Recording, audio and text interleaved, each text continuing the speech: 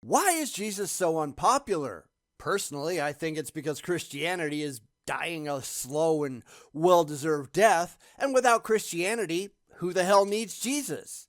But that's never what the still remaining religious want you to believe, is it?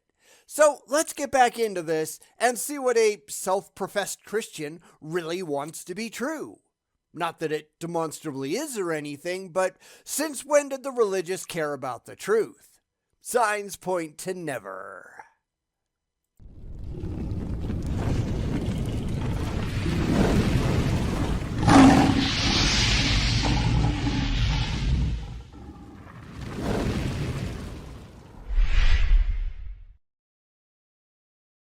We're back with Paul Turner today for one, maybe even two of his reasons why Jesus is so unpopular. And that assumes a lot that is simply not in evidence. But I don't think Paul much cares, do you? So, is he going to have any decent points here, or is it just going to be the same backpatting wishes and dreams that the religious have been trotting out forever, pandering to an already religious crowd that already supports them and isn't going to ask any intelligent questions? I know what I think, but let's go take a look anyhow. Somehow, I don't think we're going to be impressed. The second reason that I think Jesus is so unpopular is his selective will. Jesus does not, and I say selective because, well, we don't get what we want sometimes. He gives us what we need and what is best for us. Oh, look, another bald rationalization. Because that's pretty much religion, isn't it? They look around them at interpreted problems, then they just make up non existent answers, and where those pre existing answers don't actually answer their questions, well, they just twist and turn what they already believe until it provides an answer that they can live with. I mean, that's religion for you, folks.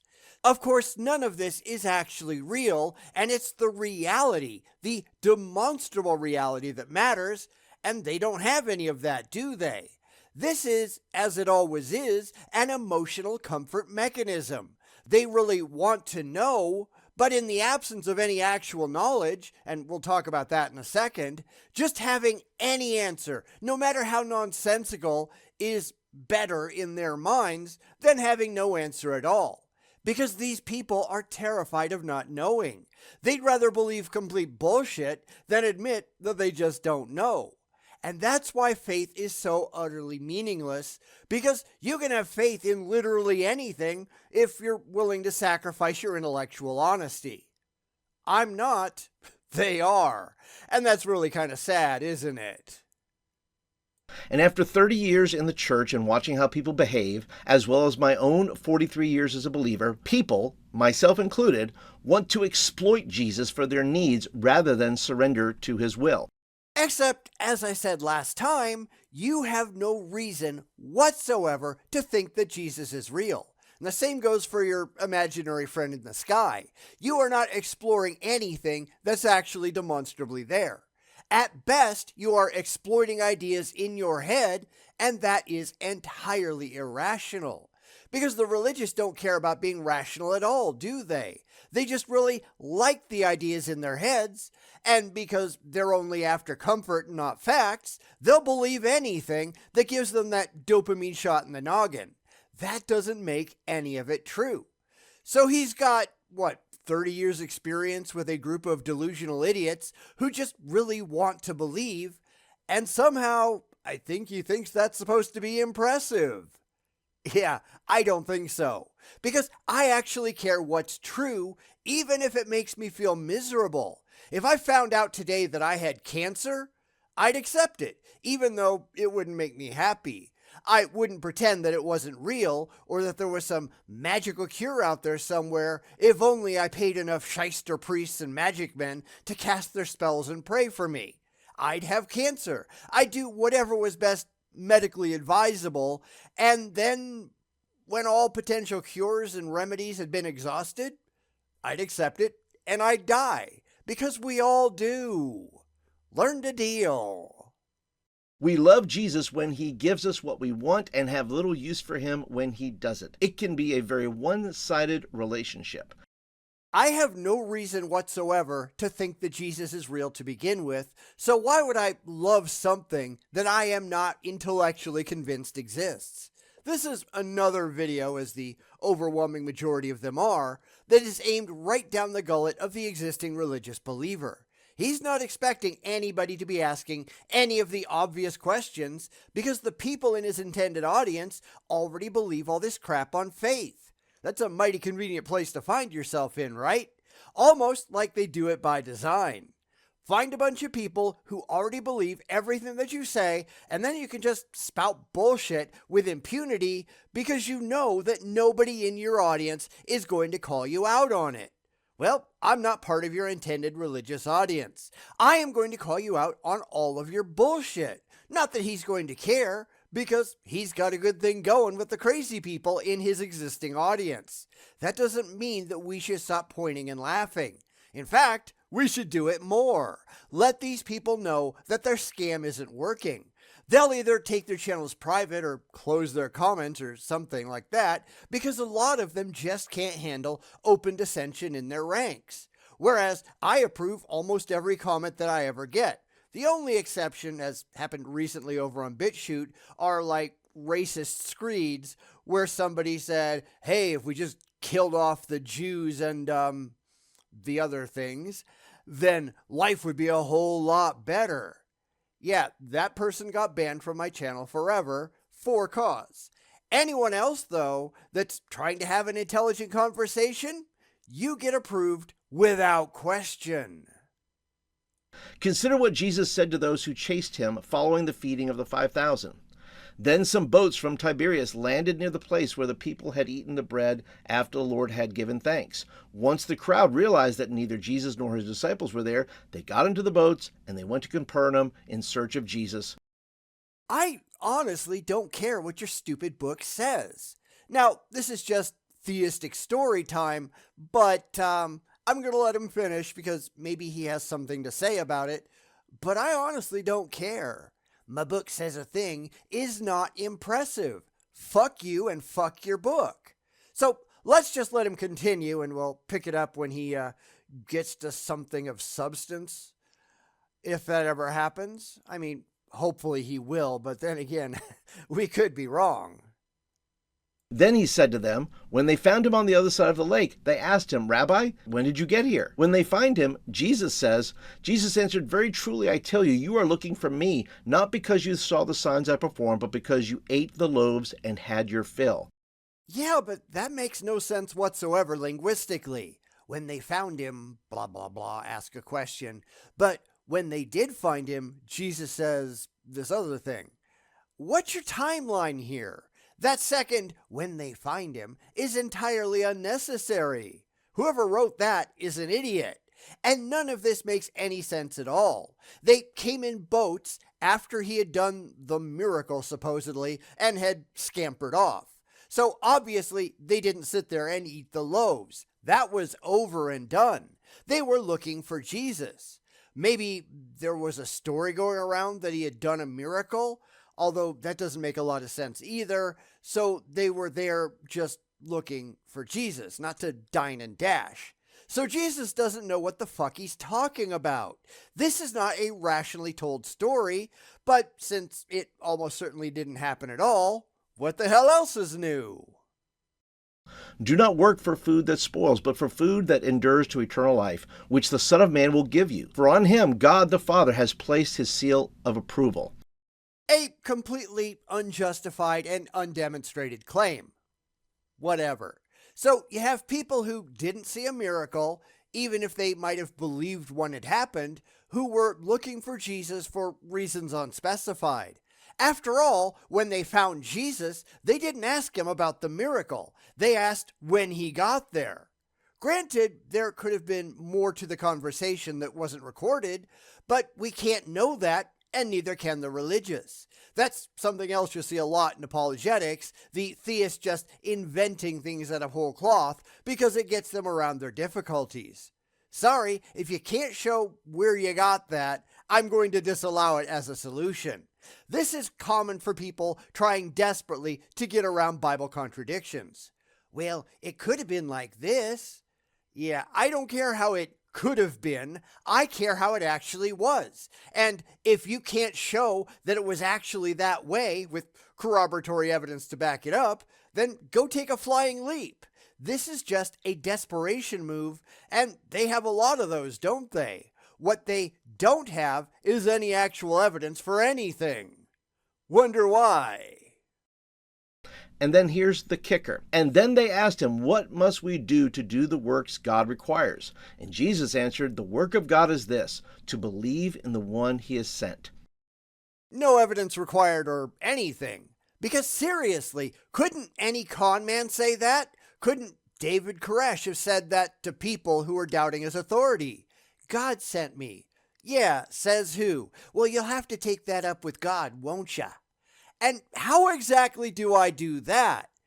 Oh, right, I can't, at least not in any demonstrable way. Because some of the same scams that we see today, those are in the Bible too. It's why Christianity and other religions require faith, not facts. Because they have no facts at all and no way to test their words. You've just really got to believe. No thanks. I don't believe anything without independent corroboration. And that's why I'm not a theist. Because I'm better than that. And so are you. They came looking for bread, and Jesus told them to stop looking for what spoils and look to me. When Jesus does not give people what they want, they become spoiled children, myself included. Well, at least you're doing my job for me. Because I agree. We'll get back to what he was saying in a second, but I really do see the religious as spoiled children who never feel the need to grow up. That's kind of the problem. They always have an excuse for why things aren't going how they really wish that they would, instead of saying, maybe I should do something about that. No, that requires work, and these people tend to be really, really lazy.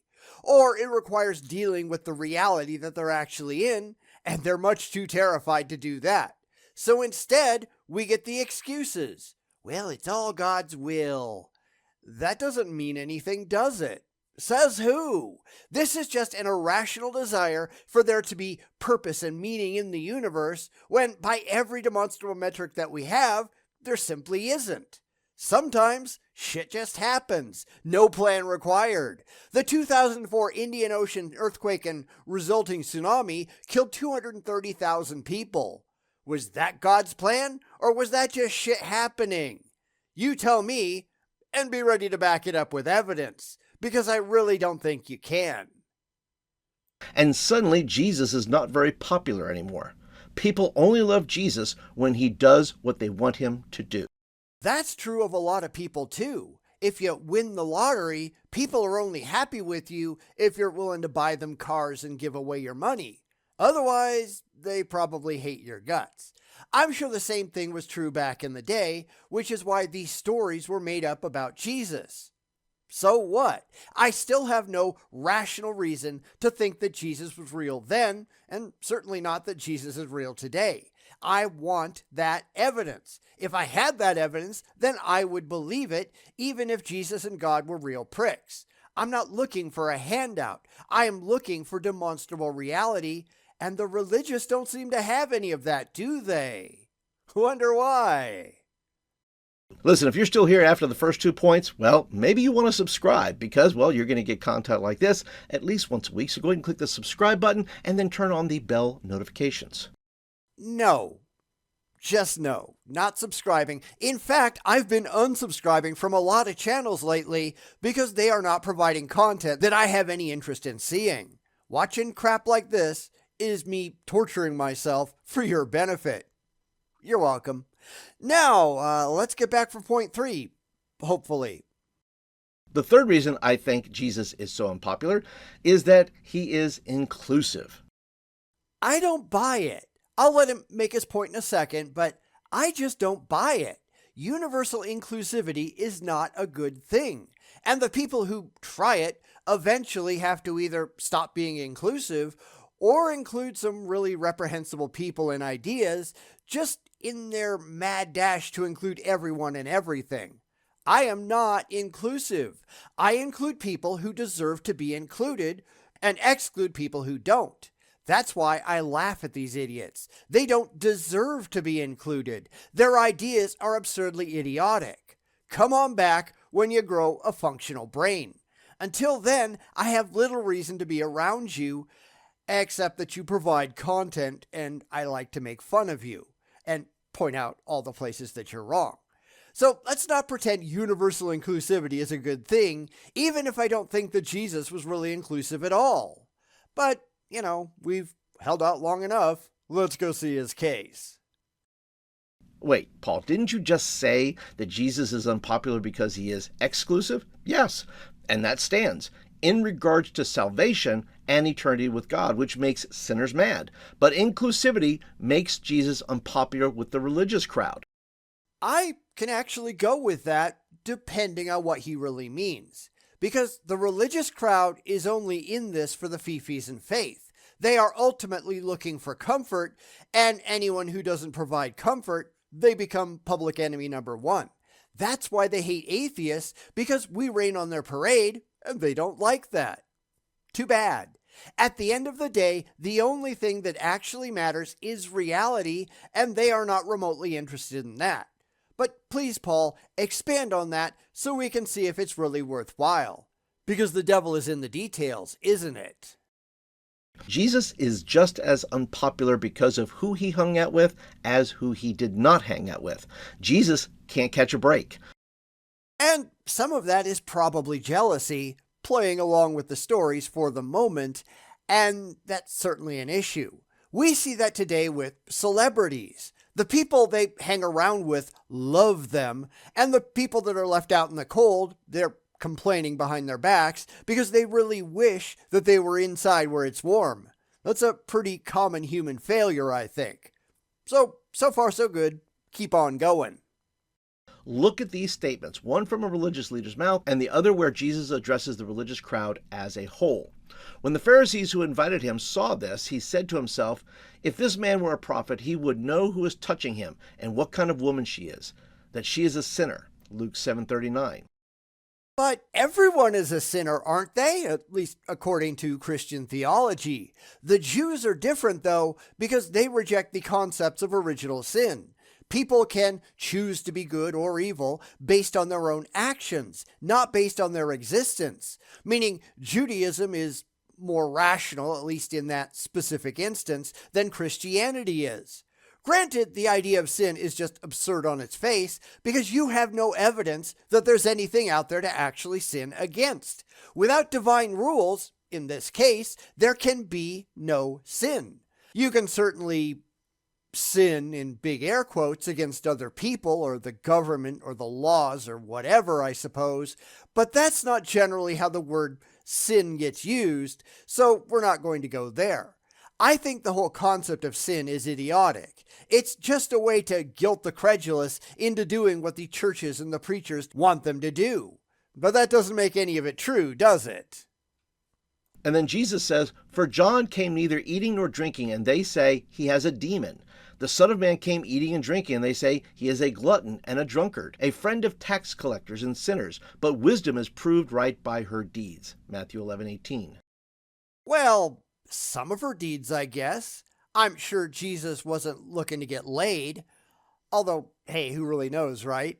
As I said before, he seemed to really have a thing for Mary Magdalene. Maybe Jesus was getting a blowjob on the regular, I don't know. That's been a pretty common trope for a long time, right? Dan Brown's Da Vinci Code had that as its central concept. Spoiler alert for a 20-year-old book and all if you care. I doubt anyone does. It actually is kind of fun messing with the religious by suggesting that Jesus and Mary had a thing. It makes a lot of them really mad. They are more impressed with their own personal ideas of a human Jesus than with any potential reality of an actual human Jesus doing real human stuff. I mean, seriously, the guy had to have done a lot of, stuff that they think were sins, right? Because if he didn't, he couldn't have been human. That's what humans do. And that's why Jesus is just an idea. There's nothing real about what Christians think their imaginary man God did. Jesus welcomed everyone. He calls everyone to be saved and to follow him. But when it comes down to it, they will reject Jesus' call based on who Jesus calls them to love. Their neighbors, including Samaritans, our enemies, prostitutes, other races, other genders, other lifestyles. You might want to mention that to the majority of vocal Christians out there then, because, yeah. But this is kind of why I said that Jesus wasn't inclusive.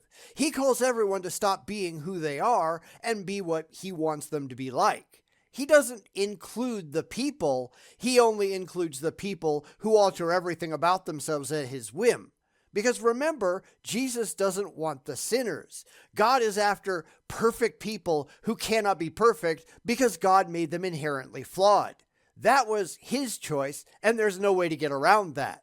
So Jesus, who's really just God incarnate with a bunch of story time surrounding it, he wants the same thing. He wants Mary to stop being a prostitute. Now, granted, she was never stated to be a prostitute in the Bible, not directly anyhow.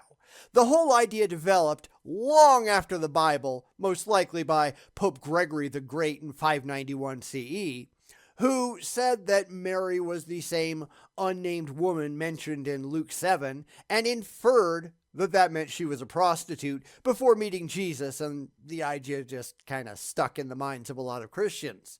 So I'm just playing into that. Don't get your panties in a bunch. The call to love is inclusive. The road to salvation is exclusive. So he's just trying to have it both ways. Because if Jesus is here to save people, and that's a very common Christian claim, then Jesus can't be inclusive because he's picking and choosing the ones who follow him and excluding everybody else. This is called trying to have your cake and eat it too. No thanks. This is why I see some Christians trying to say that everybody is saved. Everybody who believes in Jesus, at least. I've seen some who have gone further and said that everyone, whether you believe or not, is actually saved. And that's kind of, non-biblical. But since no Christian sect is fully biblical at all, they all pick and choose what they really want to believe, I don't see anyone having the right to throw stones. Besides, it's all nonsense and not evidentially supported. They just really want to believe it though, but that doesn't make any of it true. So that's what we're going to call it for the day. We actually got through two, and next time we're going to cover the last one. That one looks pretty lengthy, so it's probably a good thing we're going to stop right here. So what do you think so far? It isn't like any Christian group is actually following Jesus or God or the Bible anyhow, so what difference does it make? I'm not impressed by any of this, but it's not aimed at me in the first place, is it? It's aimed at anyone that Paul can con into believing what he believes and follow his channel. That's kind of the Christian apologist stick after all. Like I said, Christians care more about the ideal of Jesus than about any potential real Jesus that may or may not have ever existed. It's the Jesus in their heads that matters, and every one of them has a slightly different, sometimes vastly different idea of what a quasi-real Jesus might have been like. Mostly they just don't care. It's like thinking about Luke Skywalker or Spock, and how they were far better in their heads than they were in their on-screen depictions, and that's really what's going on here. Because this is all just a fantasy. We have no evidence that a real Jesus ever existed at all. And if there was a real Jesus, we can't separate the clear mythology that was stapled onto him from anything that might have actually been true of the person. That's the thing that they don't understand. They really like the idea of this Jesus in their head, but liking the idea doesn't make any of it true. And it's the truth that ultimately matters. Or should, even though we can show that the religious really don't care. They just like their wishes and dreams and ignore anything potentially uncomfortable because that's what this is really all about. Comfort. Pie in the sky, it sounds good to me, nonsensical comfort. And that shouldn't ever be enough to convince anyone rational, right? But they're not rational. That's why we just sit here and laugh. So I'll see you next time for the last reason, because I sure hope it's better than these.